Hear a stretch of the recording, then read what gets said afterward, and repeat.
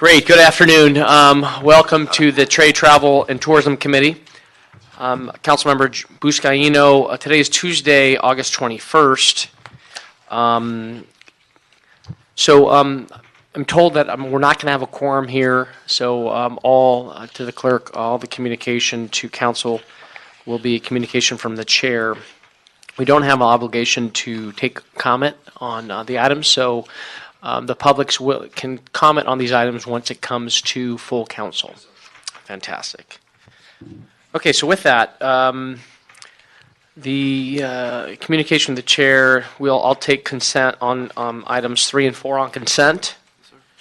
4 items total, so we'll take 3 and 4 on consent, and we'll take on discussion items 1 and 2. So with that, if you can read into the record item number 1, please.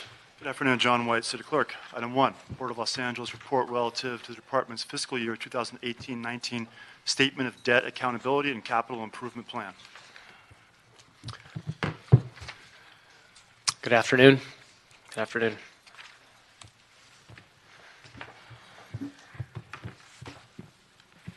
Good afternoon. Tony Gioello, Deputy Executive Director at the Port, and Dave Walsh, Chief Engineer at the Port today. We're here to present to you our fiscal year 18-19 capital improvement project, or programs. And let's get the right button here. Okay. What you see here is basically a snapshot of our CIP budget for 18-19. As you see, we divide the project into different categories: our terminals, maritime services, public access, transportations, and basic security. We'll go into these in a little detail of how they're broken up. I did want to mention that on the maritime services, even though it's 34% of our budget at about $31 million of the total $91 million budget, about $15 million is actually what we call an unallocated amount, which is money that we haven't identified specific projects for, but as the year comes on, we're able to turn on projects going through the proper approvals within the port and the board, and so we can turn projects on. So about $15 million of that is in our maritime services group. On security, since I don't have a separate side on security, much of that is going to be on a computer dispatch system, radio systems, and license plate reader systems within the port complex. Those are the major projects in our security program this year. On our transportation, we'll actually talk a little bit about that later on, so I might as well get into those aspects of it. This is a slide showing a historic trend of our CIP. As you see, again, for us, last year we probably spent a little bit less than the $78 million showing at fiscal year 17-18. In 18-19, as you can see, it's approximately $91 million were projected. We show this just to show that we do have a very cyclic CIP. As projects are right now mostly in the design stage, you'll find that we spend a little less money. But then as the next couple of years come on, we start ramping up to higher dollar amounts because we're in construction. This is a kind of a big picture of what some of the major projects are around the port and some of the more recent projects we've had. I do want to mention some of the recent projects we have completed that may not be shown on this. One is the Harbor Boulevard project, which was the new entrance into the new San Pedro Public Market project. We finished that in June of this year. It was a $15.6 million project, finished on time. I'd like to thank the councilman and his staff to help us with dealing with all the different public agencies involved in that. We did get an $8.6 million Metro grant for that project. Again, very successful project. Some of the other projects as we move down the line on our terminal projects, Yangming Container Terminal right now, we're in the middle of an environmental document to upgrade that terminal. We're looking at 2 major components: is a new container berth and the expansion of the existing rail yard. The Airport Container Terminal, we'll talk a little bit about that later, but it's an upgrade of a wharf and some backland work. YTI was another project that was completed last year, and it was approximately $60 million project. Yeah, approximately $60 million. Wharf deepening project and a rail expansion project. I mentioned that also just tomorrow we'll actually have a couple new cranes that'll be coming to the terminal. They'll be coming underneath the Vincent Thomas Bridge at about 4 p.m. So we usually like to see those because of, Hopefully at low tide. Right. hopefully at low tide and hopefully Tide misses the light. bridge as it's coming underneath. So anyways, 4 o'clock tomorrow would be a photo shoot It's nice opportunity. to see, yeah. Yeah. APMT terminal, we have some rail expansion projects we'll talk about. The crane raising is the terminals themselves do the crane raising. They've been doing this for several cranes in the terminal and making very good progress. Number 5 is our HPEC project container terminal support facility. That right now is in a environmental review process. The World Cruise Center AMP system, we just finished that. It was about a $12-13 million project. That was to accommodate the larger cruise ships that are calling at the port. So we had the first generation we put in there, but we found some limitations to the cruise ships that could plug into there. So now working with Water and Power and other and our contractors, we just completed a system that allows a lot of variation between different ships to plug in. So it gives us a lot more flexibility there. I'm going to go into the waterfront. We have more slides into the different waterfront projects and the transportation programs also. So we get into our terminal projects. We mentioned the Everport terminal. So a few months ago, the board of Harbor Commissioners certified an environmental document for the project. It's a $65 million project. We'll be advertising probably, we said October for the project. We'll be deepening the berths. This will be the last project, with this project completed, every single one of our terminals will have will be able to take advantage of the channel deepening that we completed several years ago. So this is actually a big milestone project for us also. We're upgrading also ballers and fenders to accommodate the larger mega ships that we have, and also increasing the AMP capability here so the ships can plug into shore power. This is a picture of the terminal itself and just some of the actual infrastructure that will be occurring. How much on rail do you have there? How much what, I'm sorry? On rail? The actual, Or do you, well, there's no on rail dock? This There's is no not on rail. So dock here. the environmental document did approve one additional track for the Uh-huh. facility. Right now they use what's called the TICTIF facility on Terminal Island, which is just adjacent to them. They actually, half the yard is used by Everport and the other half is used by YTI. I see. And so, An additional track is entitled in the environmental document, so we can execute that if the tenant Evergreen desires that. I see. Right now, they have plenty of capacity with their existing on-dock yard. Got it. so what we're doing here is we'll be driving sheet piles along the wharf. It's kind of shown on the red along the wharf there, and then we'll be dredging what's shown in purple on there. And that's what we need to do to get the mega ships to that berth. And a lot of electrical construction, a lot of electrical work here, too.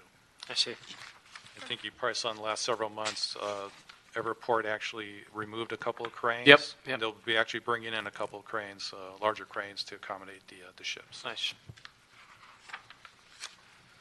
Pier 400, we have a rail project here along what we call the Pier 400 corridor. It's about a $34 million project. We're in design right now.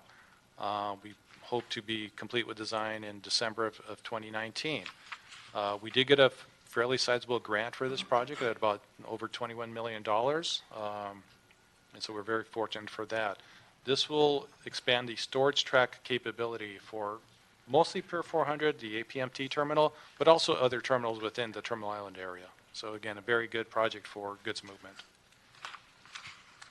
West Basin Lead, this is up near the TradePac terminal in the Wilmington area. Right now we have one lead track going into what we call the West Basin Rail Yard that serves Yangming and China Shipping. This project will double track that infrastructure there into the yard, and again help with train movements in the West Basin area. It's about a $9 million or a little bit over $9 million project, and we actually also have grant funding for almost $6 million of that $9. So again, very good project for us. MOTEMs, or the Marine Oil Terminal Engineering and Maintenance Standards. This is this project has been on the books for quite a long time for us. This is upgrading all our marine oil terminals to state standards as far as seismic and berthing and mooring standards. It's about $150 million total cost for the various terminals in the port. We actually have 3 EIRs in process right now, and I think one is actually going to be approved coming in the next month here. Actually, maybe this week, actually. Once those are approved, we're actually in design on most of these facilities. We expect to be in construction in late 2019 for 3 of the facilities. And for next year, we have about $7.2 million to start the actual construction of these. Getting to some of the transportation projects, a big one here is actually, this is at the Vincent Thomas Bridge and the SR-47 and Harbor Boulevard. We'll be realigning the ramps that are currently in that area. This is adjacent to the No Hill, China Shipping, and this is actually the entrance into the waterfront area on the San Pedro side. It's about a $31 million project. We're in design right now. We expect to complete design in September 2020. We're looking at some sizable grant funding for this project. This year we hope to complete the environmental document, which is proposed to be a neg deck, and continue design for this project. This is, that last slide, some significant impacts to the surrounding neighborhood. What type of outreach is the port doing on this project? We've actually been going to the different neighborhood councils. In fact, I know Augie Besman-Lenich, our community advocate, was out, I think, to Coastal yesterday. I think he's going to be going to Central soon. I think we've already been to Northwest. So we're going to the different neighborhood councils and having the outreach. This is affecting mostly port property and port facilities. When you look at the northern end, so the top of the drawing there, where the new intersection at Front Street is occurring. I don't know if, Yeah, I see that. Here, right. What that is affecting right there is basically we have a inspection facility that the Port Police use and CHP uses for trucks. And Also, canine. Is there a canine training facility there? Canine training facility, There's a which dog we're park actually there. relocating that, and a dog park also, yes. Mr. Herman, that's your last warning. Okay, don't interrupt. Don't disrupt the meeting. Thank you. So, okay, so impacts of that training facility and the dog park? No impacts? Dog park, yes. Okay. This will remove the dog park from this area.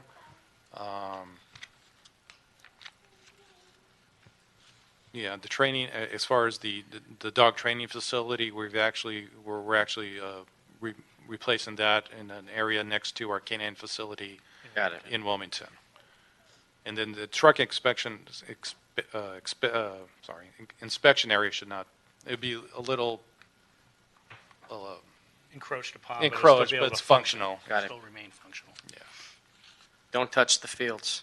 No, the fields stay, obviously. Fields. I think it will change the ingress and egress into the fields. We'll probably be reversing the traffic flows. Got it. But the fields themselves will be staying, obviously. But this project's really going to improve the safety. The merge that you have to deal with today will be eliminated. Ingress, egress. Yeah. Okay.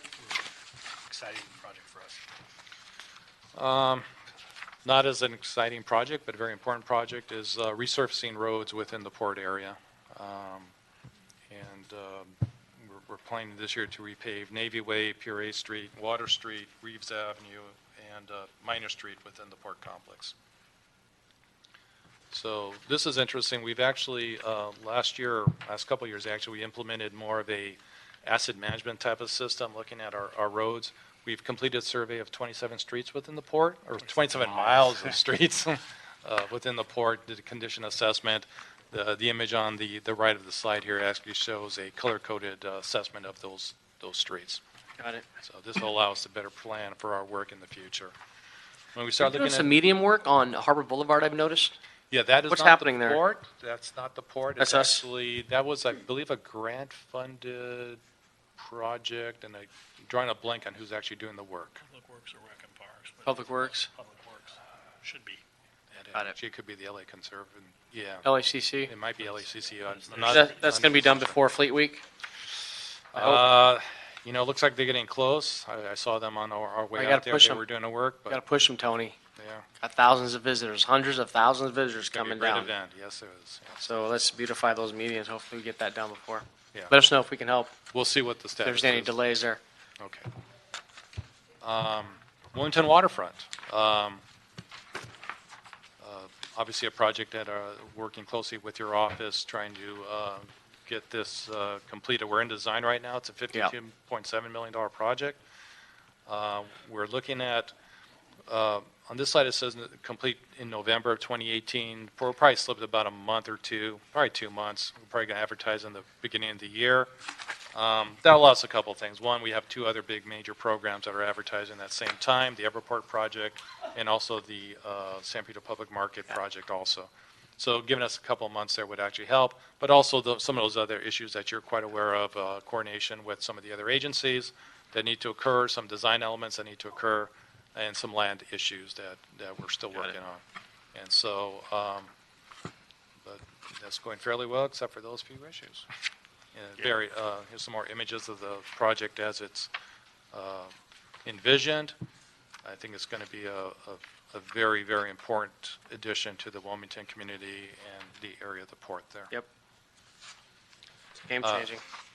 Yes. The Avalon Promenade and Gateway, so this is just north of the area I just showed. This is between the waterfront itself and Harry Bridges Boulevard. You see there. Wayne Spindler, shut that off. You'll be asked to leave as well. You're disrupting this meeting. I'm sorry, Tony. We have some disruptions. Last warning. Thank you. Go ahead, continue, Tony. So you see the pedestrian bridge there on the insert there on the slide. This will be crossing. Okay, now they're disrupting the meeting. Sergeants, please show them to the door, please. Thank you very much. They've been warned. You got to go. Goodbye. Goodbye, both of you. Goodbye. There you go.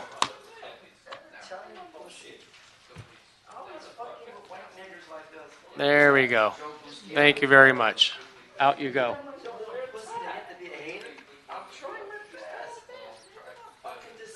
Let the record reflect they continue to disrupt the meeting, Mr. Spindler and Armando. Off they go.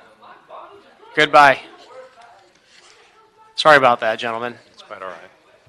Daily occurrence around here. In the words of one of my mentors, a bunch of knuckleheads. So.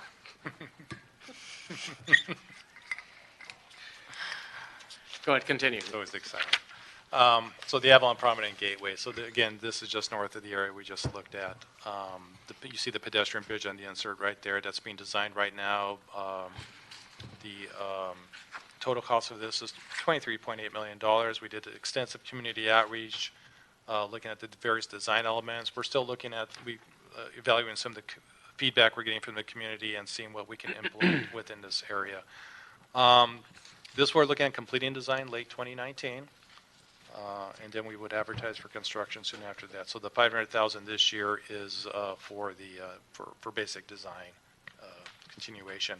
I do want to maybe mention back on the previous slide on the Wilmington Promenade previous project that at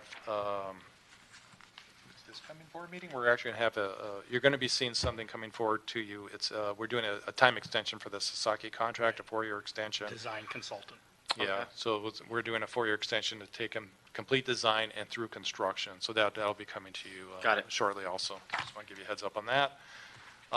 San Pedro Public Market and Town Square project. We're in design right now. We're looking at advertising in November of this year. $44 million total project for on the city side right now. About $150 million, or I'm sorry, $100 million from our developer. Once we advertise, we would anticipate going into heavy construction in May of 19. As you know, we've already done an extensive demolition on the site. We will be continuing demolition in September, probably mid to late September, of the remaining structures that are to be cleared off. Got it. Namely the Portugal restaurant and the Asian Village and some of the other structures in there, so we can move ahead with construction. Can you just I just want to point out the floating docks. That's part of the agreement with the developers, that the port is responsible for the docks? For some new docks, yes, that's Yeah, correct. so it's really not shown on, I see 3 in the slide. Go back one. yeah. Where is that? Okay. So, Uh-oh. well, all right, I'll get this. Okay, so what we see here are, these are actually the Decks. existing decks out there. Yeah, floating dock's all the way to the right. It's actually off the side. Oh, I see. It's going to be a long dock parallel to, if you, like where Acapulco used to be. Uh-huh. Pretty much where Acapulco, all the way down to the old Marina restaurant was. Along that one stretch will be where the long dock would be. What you see here are the decks. Let's see if I can do this without. When you look at this deck, this is actually the deck where the Ports Call restaurant is currently sitting on. The new Fisherman San Pedro Fish Market will be in this area here, and this will become outdoor seating for the new fish market location. This deck here is where the Boardwalk Cafe used to be, and so this will be again another just seating area and outdoor decking area. I don't know what this was actually. Oh, this is where the existing fish market is right now, and so once they relocate, then this will again be an outdoor seating area over the water. The developers will probably refurbish the surface, but Sure. Yeah. we're going to leave the pile, so we're not demoing it. And they can extend, the They can't dock space? expand too far out because we're pretty much at the U.S. Pier headline. I think it's very, very Got it. at the edge. It just seems too wide if you're talking about the Port to Call restaurant dock or that patio. Well, it's more than the patio. The actual restaurant itself, when you look at it, is over water. Ah, I see. So that's, Picture yeah. that as the foundation I of see. the Oh, restaurant. I see. Yeah, you're we right. leave that, The so- patio would be something Right, like this right. little It's a corner sliver, here, yeah, right? right. Yeah, no, the entire restaurant, I shouldn't say the entire, but the majority of that restaurant is actually over this I see. structure. I see. Yeah. Okay. And again, just some of the images from the developer. Yeah, it's exciting times for us. Yeah. We're working very closely with the developer, looking at the different, coordinating all the different movements. It's going to be complicated. We're going to be out there at the same time with them, so Right. there's a lot of details we're still working out right now, but it's going pretty well. Just get to yes. Yeah. Really excited about this. This slide shows the, again, Alta Sea, SpaceX, and San Pedro Public Market, kind of how they kind of are in unison together, basically, within the outer harbor of the port here. The Alta Sea project, in our CIP itself, we don't have a lot of work with in the next couple of years on Alta Sea. But because it is such an important project, I think, for the port and the harbor area, obviously, it's and they're spending money. I think by 2019, they have some deliverables that are required by the lease. They are moving ahead. Again, very exciting project, so we do just want to make sure it's highlighted here. The other is SpaceX, which I know, again, you're familiar with. And recently, the new lease was approved for the SpaceX facility. They're anticipated to spend about $42 million on the Terminal Island site to make this work. They'll be building the BFR rockets in this area, so for Right. Mars space exploration. With that, that's a. When can we start seeing movement there? They are going through building and safety right now to get their building permits. I understand there was a couple of issues with some of the foundation work, but hopefully once they get that, they were ready to go. Again, another opportunity really to change the landscape. Apparently, with 700 jobs. Really proud to partner with you on that and get the unanimous support of the council for this lease. That's huge for us. I'm May have also- interested. I'm sorry. What's that? Go ahead. No, I just got another project which we don't have a slide here, but you may have noticed driving around the port that we have a lot of solar installations going in. Yes. Also right now. Fruit a dock. lot of roofs. Notice that. Yeah. So we're hoping by the first quarter of 2019, we should have over 10 megawatts of solar installed within the Got port it. complex. On capital improvement projects, what is the agreement with Crafted, Warehouse 9 and 10, as it relates to visitor serving and I understand they've been concerned about the parking lot and is that something you can partner with Crafted on? They're obviously pivoting to other locations like Alta C and St. Peter Public Market and one of those like Why Not Us? Can you just share with us as far as capital improvement? I didn't see that on your presentation. So right now, we don't have any money budgeted in our budget for anything within the crafted leasehold, right? And our lease doesn't require or obligate us to do anything at this point.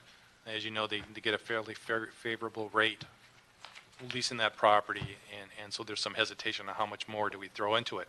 Yeah. There is, though, the opportunity, and we did talk to your staff yesterday about the public access funds that we're making available, and we would like to see how, if they could actually go after some of that money. Got it. And use those funds for the improvements contemplated. Okay, so there's an opportunity there. Yes, definitely is, yeah. Okay, great. Well, thank you so much. I'm joined by my colleague, Mr. Krikorian. So Straight from my other committee. straight from the other committee, I Just for the know. record. I know you're bouncing around. Thank you, Paul, for being here. Well, I appreciate, unless you have any questions on the capital improvement. It sounded great. It sounded good. Okay. Time efficient. I appreciate that. Thank you. And just for the record, this is a presentation by the city charter that's recommended and actually by law that the port has to come to us on your capital improvement project and programs, and looking forward to moving this to council for approval. Appreciate the presentation and the update. Mr. Krikorian, know that there's no delays on the waterfront development projects moving forward. You know, you're supportive of that. So with that, appreciate that. Thank you very much. Thank you. Appreciate it. Let's, if we can now, if we can reconsider items 3 and 4, now that we have Mr. Krikorian here. You're good with those two items, 3 and 4? Yes. Right. Yes. 2 FTCs. Okay. So without objection, we'll approve items 3 and 4. Okay, so next item number. So do we have to now that we have a quorum, reopen public comment? Open, no speakers. Okay, we have no cards? Okay, so public comment has been satisfied. Anyone here for general public comment? Okay, we'll close general public comment. We gotta kick out the 2 knuckleheads, just to let you know, Mr. Krikorian. Okay. Yeah. Okay, let's take now. Committees in a row. Oh, is that right? They're batting That's why 1,000. we're They're batting 1,000. Okay, with that, if I can now, let's take item number 2. It's now before us. Item 2, motion Buscaino Bonin requesting LAWA to report relative to existing airport security protocols and whether these measures are adequate to prevent an incident similar to the August 10th, 2018 theft of a passenger airplane from Tacoma International Airport from occurring at LAX or Van Nuys Airport. Thank you, Mr. Clerk. So we have before us Mr. Pat Gannon here. Thank you for your presence. Mr. Krikorian, this was broke news, national news of a major big city airport of a security breach where an individual clearly took upon himself to enter upon the tarmac and get into a cockpit and take an Alaska airline on a flight. And unfortunately, as we all know, the result of, I would say, a suicide mission, and thankfully, thank God, nobody was hurt. And I just told myself and putting together with our staff, it's like, God forbid if this was ever to happen at our own airport. So I first want to recognize the leadership of Deborah Flint, Mr. Gannon, who's before us, and the men and women of our Port Police Department who continue to keep this valuable asset safe each and every day alongside our federal and state partners in the law enforcement community. So just wanted to get an update and whatever you can share with us on the incident. And this has been scheduled also for a closed session if we, Mr. Krikorian, if we need to break into closed session to talk about, some sensitive security issues, then we can do that as well. So with that, Mr. Gannon, Pat, the floor is yours. Thank you very much. The presentation that I have doesn't need to go to closed session, Okay. but if questions come up afterwards that may, then we can make a decision at that time. Very good. I think. I just will start with a little bit of an overview of the actual incident. Richard Russell is the individual who stole the aircraft. He's 29 years old. Had worked for Horizon Air, which is a subsidiary of Alaska Airlines, for about 3.5 years. The picture that you see to the right is the type of aircraft that he was able to access and take off from SeaTac. He was a ground service agent. He did multiple taskings there in addition to baggage handling and that sort of thing. He was also part of a towing crew, so he was familiar with tugs and towing of aircraft as part of his responsibility and that sort of thing. He reportedly learned how to fly because he was not a licensed pilot, but he learned how to fly on a simulator and figured it out from there. Just a little bit of an overview of actually how the incident occurred. Where you see the number 1 and number 2, those are cargo areas for Horizon Air. That particular aircraft was parked in their maintenance area. He used a tug to rotate the aircraft 180 degrees and then entered the plane. If you recall on the previous page, it doesn't have a set of air stairs like a big 737 that you would have to roll out of the way. These air stairs or these stairs actually fold back up into the door, and so it made it relatively easy for him to be able to get on the aircraft and then close the door behind him and still have it out of the way in order to move the aircraft. He taxied over to 16 Charlie, which is one of their runways, and took off from there. It was kind of a rolling start. Apparently didn't slow down very much as he approached that particular runway, and then took off. He was apparently the tower saw the aircraft, tried to contact him. They couldn't make contact with him. My understanding was that he was on the ground base frequency rather than on the what the pilots would be on. So there's when you're taxiing, you're on one frequency to the air traffic control tower, and then when you're ready to take off, you're on a different frequency. Right. And so it took them a while before they could figure out that he was still on that ground frequency. I think at one point he did switch over, but not until he was up in the air. Luckily, along the way, there wasn't aircraft movement across that runway or anything that was holding in a particular area, but he was successfully able to take off. And then, like you said, Councilman, after about 75 minutes of flying in the air and doing barrel roll, at least one barrel roll and some other things, he crashed it into the island within Puget Sound. The scary part about all of this, I guess, for all of us is that here's a basic flight simulator game, really, that you could purchase. You see it's $35, but I can get you $10 off for it for $25. And it's actually pretty very similar to what you would find in a cockpit. So I have a couple of pilots that work for me, and I asked them about this type of a game. And they said it is remarkably accurate as to all of the things you need to do in which to operate an aircraft, and that's part of the fun for people who do this type of thing. So for very cheap, and if you want to get a little bit more sophisticated and buy a throttle or buy a steering wheel or buy pedals in order to recreate that part of it also, you can, but for relatively little money. So the idea that you could learn on something like this and actually take off is very, very interesting. The other interesting part of it is that in part of the cockpit conversations and things that have been released publicly was that he really didn't have a plan for landing it.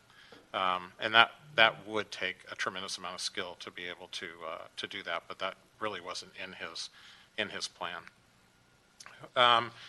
I guess one of the questions that comes out, hey, has this ever happened before, and what are some of a similar incident?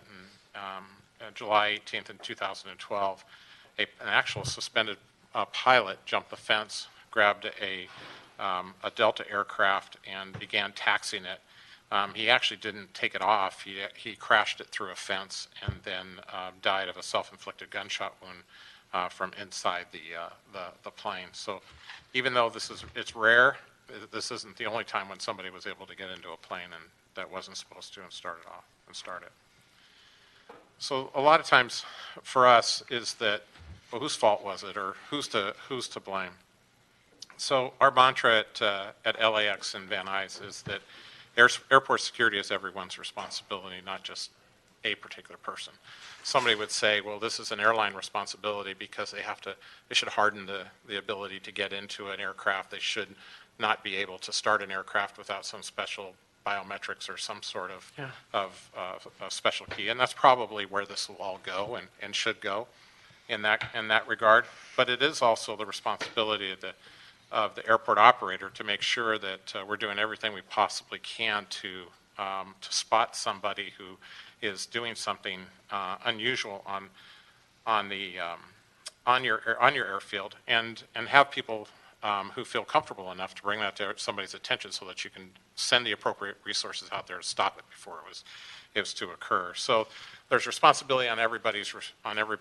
There's the employees that all of us that are employees at an airport that work there, both on the regulators from FAA to TSA to also to the airport themselves.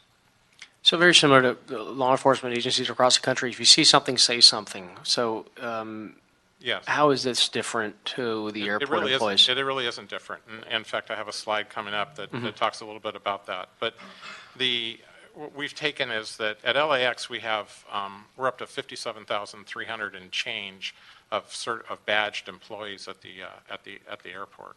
Probably about 60% of those have access to the airfield, and so it's very, you have to take the same type of approach that you would in a community that you would at the airport, because it is just that, a small community, and take a community approach to it, and that it's everybody's responsibility to take some sort of action. So the training that everybody receives before they get one of these, what we call SITA badges, is that is their responsibility to challenge when something doesn't look right. If they see somebody who doesn't have a badge, their responsibility is to challenge that. In this particular instance, you're talking about a gentleman that's out there. He's moving an aircraft away from a cargo maintenance area. Maybe not makes doesn't look strange to some people, but to others who may know that you cannot move an aircraft like that without having somebody in the pilot's seat. That's a rule, that's a regulation that they have to follow. The fact that he did it and he moved something away, did that bring it to somebody's attention that they may have seen that would allow them to say, hey, that doesn't look right, I need to let somebody know. And rather than default to, oh, it's probably nothing, we'd rather it is somebody to think it is something and to contact us. So last summer, we began, and we went all the way through the entire year, re-educating thousands of our employees, our airport employees, on just that see something, say something. If you see something, say something program. Right. And the idea was we tried to think of, well, do we want to come up with our own program? No, let's just do something that everybody understands, dust it off a little bit. You may have gotten a little bit stale, and let's reintroduce it back to the airport population. And that's what we've tried to do. I think part of our responsibility at the airport, and Deborah Flint and I have had a discussion about this, is to interact with the industry groups as to what are we looking at to do in these particular instances. How can we better secure aircraft doors? So, for example, at LAX, you cannot leave a door open on an aircraft and stairs to that aircraft and nobody be on that aircraft. That's a regulatory violation. So we have a number of people each and every day that are out there on the airfield that are looking for those kind of violations, and we will cite an airport, an airline, or if it's a fixed-based operator, meaning they dock private planes there, we will cite them. We have a citation, administrative citation policy that we work on for those kind of violations when they're seen. But we have to do a better job of securing the aircraft, secure cockpit doors, and disable the engine starting capability by using some sort of unique identifier that I think could probably be developed relatively easily. Now, keeping in mind that it's not just a pilot thing. There's a lot of people who have legitimate access to those airplanes that have to maintain and clean those planes, repair things along the way, and get them turned around quickly. But it's probably not something that cannot be done. From a regulatory enforcement part. Yeah, Mr. Krikorian. Just a really silly, simple question. What aircraft, what percentage of aircraft actually have doors, exterior doors that are lockable and cockpit doors that are lockable right now? Does this require changes in the infrastructure, or does it just require better practices of actually locking the doors that are lockable? They aren't routinely locked. But are they lockable?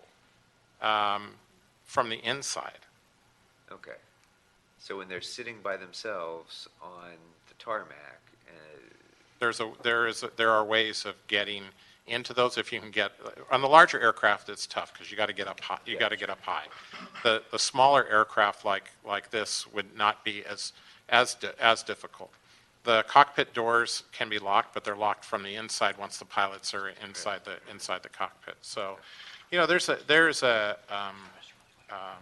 standard of that piece that you kind of look at and think, there's got to be a better way the industry here has to make some changes. Yes. And I think that this will be the impetus for that.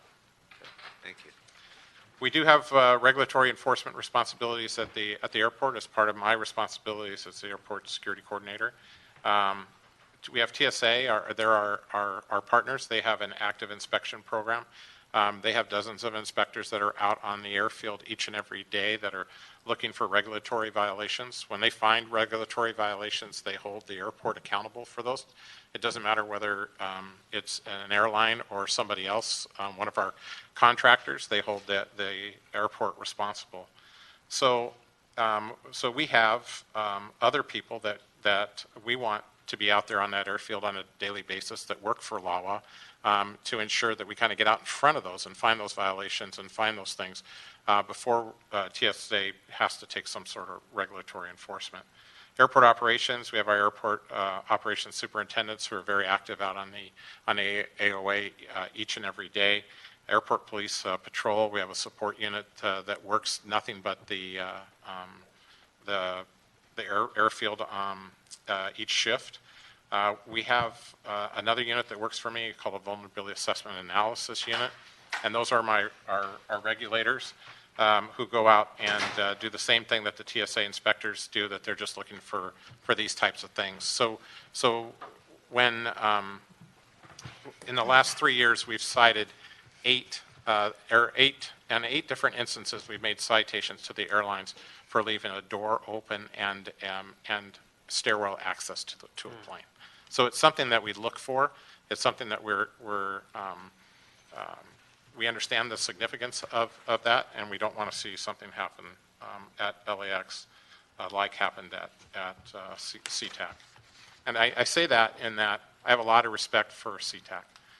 We do a lot of exchange of information. We are on the same boards with each other.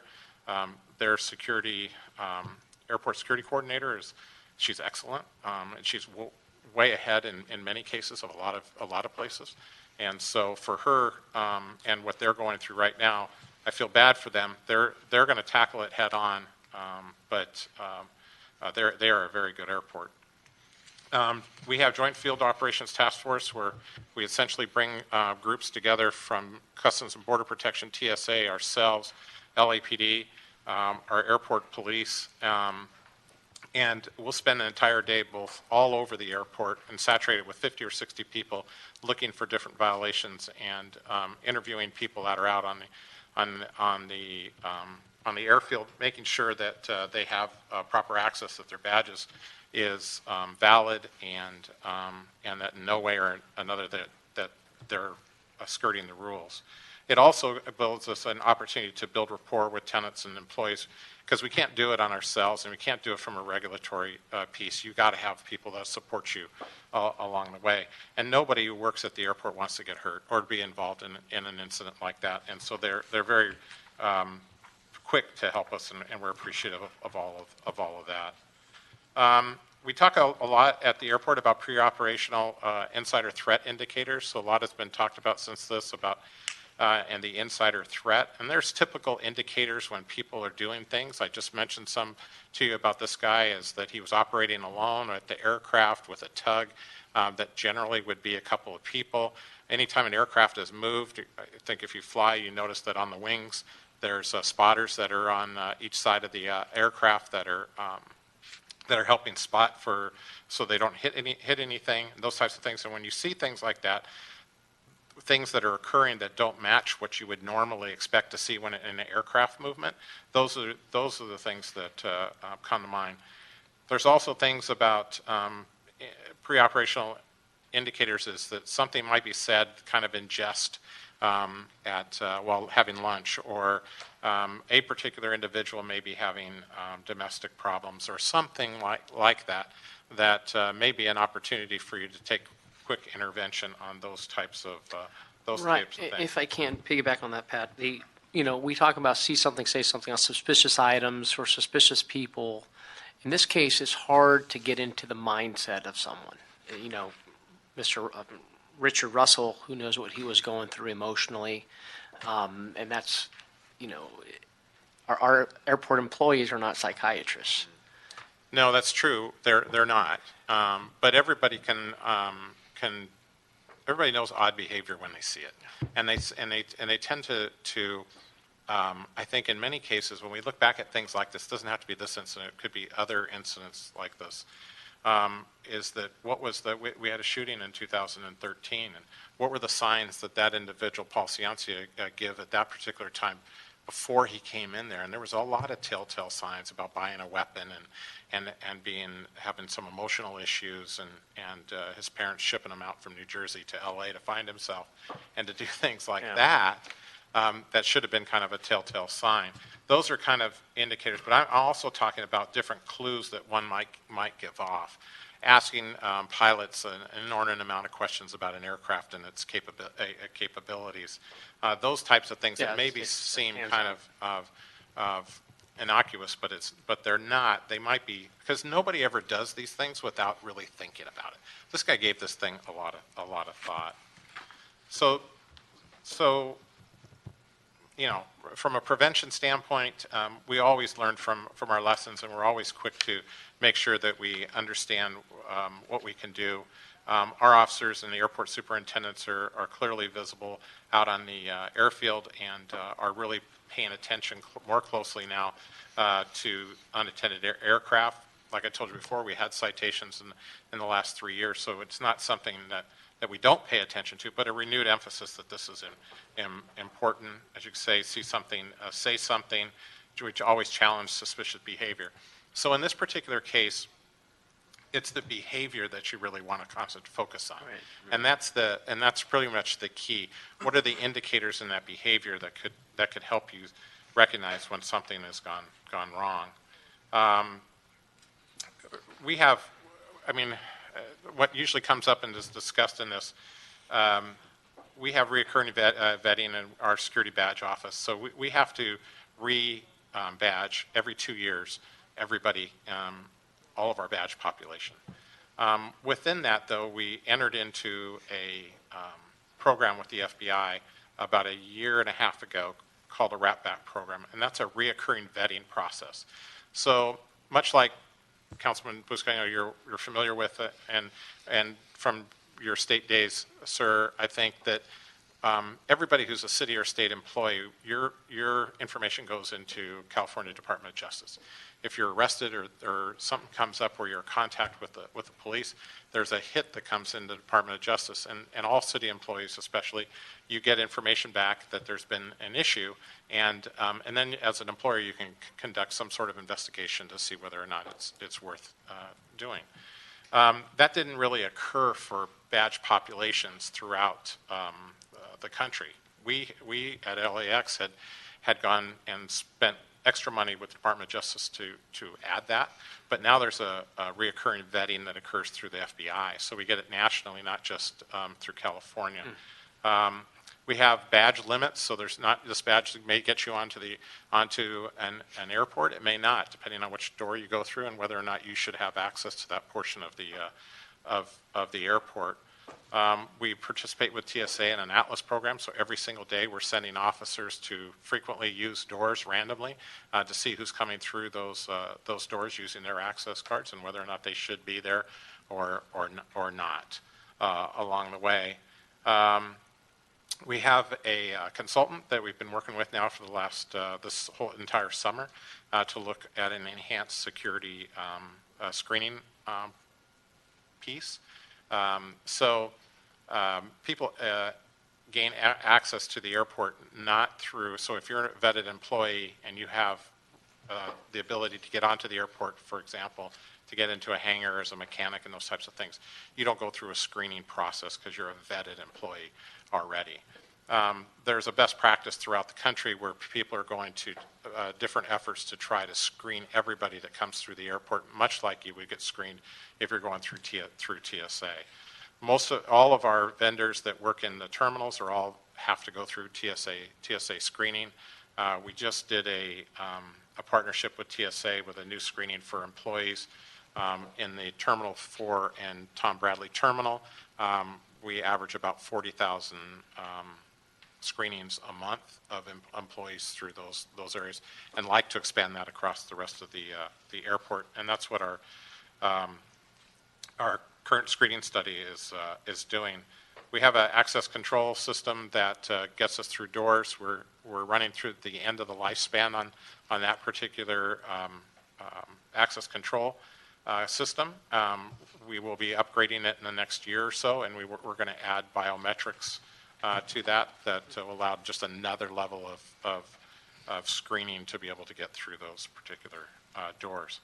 The other thing, and I kind of come back to what we were originally here for, nobody that I think is in their right mind is necessarily going to get into an aircraft, barrel roll it a few times, then crash land it into an island unless he's in some sort of crisis. There's something in his background, and I think he alludes to it in his discussions with the air traffic control, that there's something going on in his life and that he just realized, I think was the phrase that he used. One of the things that we've had now at the airport for the last little over a year is a mental health clinician from the Department of Los Angeles County Department of Mental Health. It really has helped us with our mental health issues and people who gravitate to the airport with mental health issues. They work with our officers. We have specially trained officers in mental health.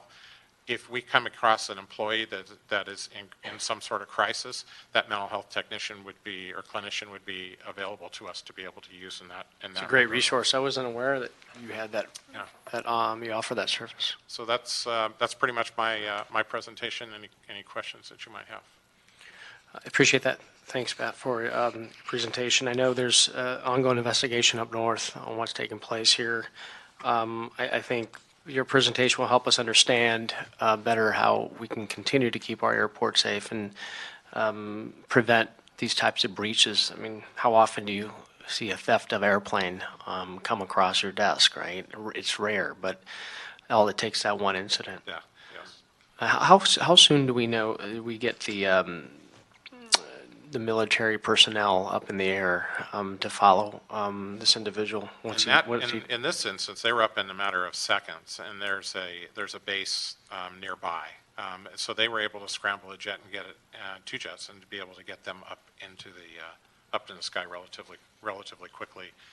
There's resources available to us in Southern California to get those kind of assets available in the event that you need it.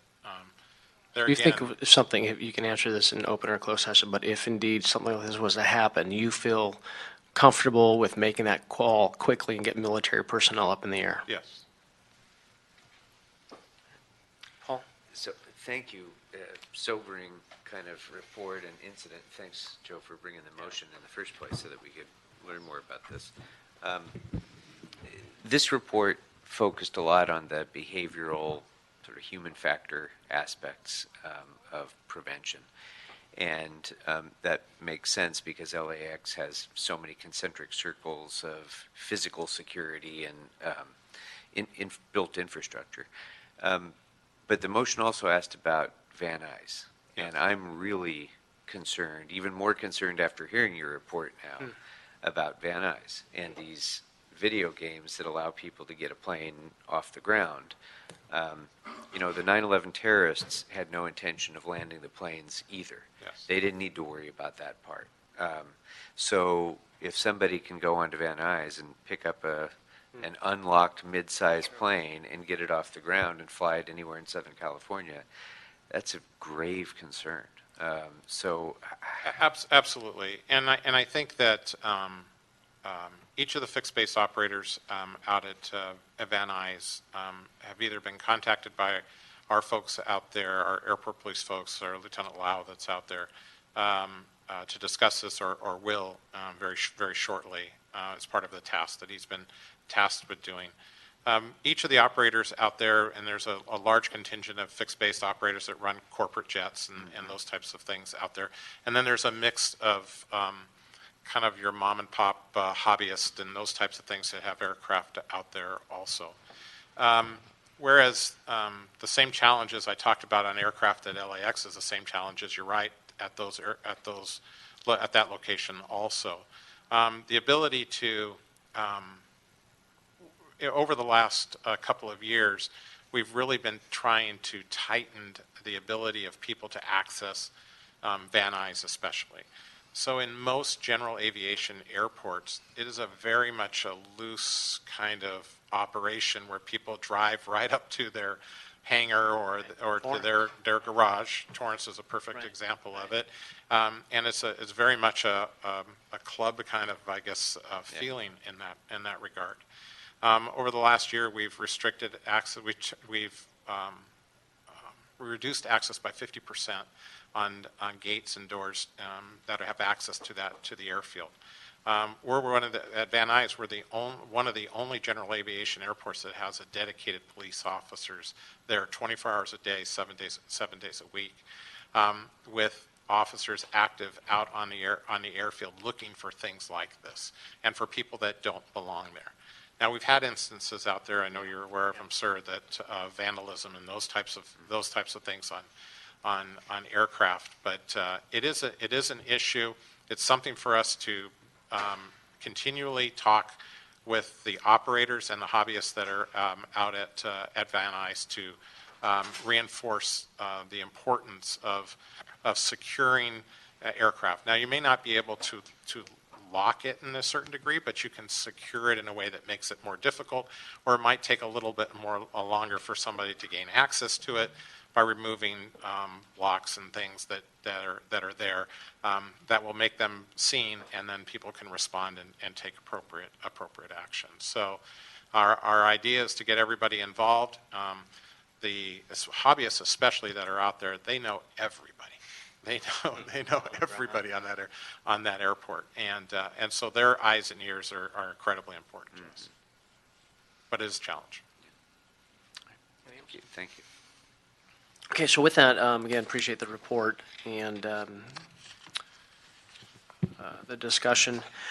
I prefer to keep this in committee, and we'll continue it as we hear back on the ongoing investigation and what's taking place in Sacramento. I do want to recognize and thank the Airlines Association for contacting Dennis and seeing how they can be a partner in doing all that they can to prevent this type of incident in our own backyard.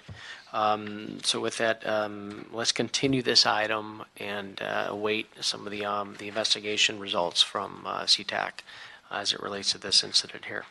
Very good. Appreciate it. Thank you. Thanks, Pat. Okay, with that, that was our final item. And that's all we have for the day. So we're now adjourned. Thank you very much.